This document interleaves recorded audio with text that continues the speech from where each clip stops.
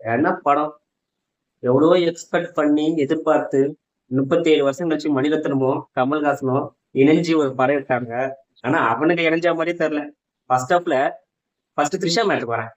Trisha matter தான் இந்த படத்துலயே first half ஃபுல்லா கமல்ஹாசன் கூட இருக்கு, செகண்ட் ஹாஃப் ஃபுல்லா சிம்பு கூட இருக்கு. அது என்ன கேரக்டருக்குன்னே தெரியல. ஒரு த்ரிஷாவோட கேரியர்லயே இதுதான் ஒரு ரொம்ப ரொம்ப ஒஸ்டான கேரக்டர்.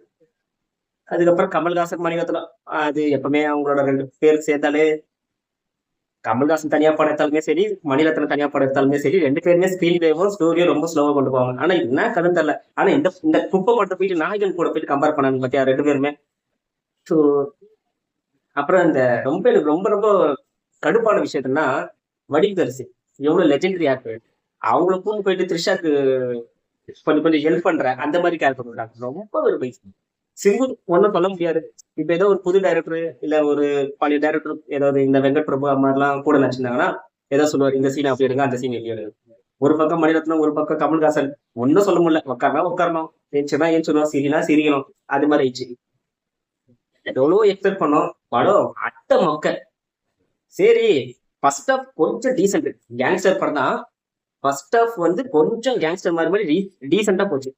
செகண்ட் ஹாஃப் இன்டர்வல் போயிட்டு முடிச்சு சீட் வந்து உட்காந்தா என்னடா திடீர்னு விவேகம் படத்தை வந்துட்டுமான்னு ஒரு ஷாக் ஆயிடுச்சு எனக்கு.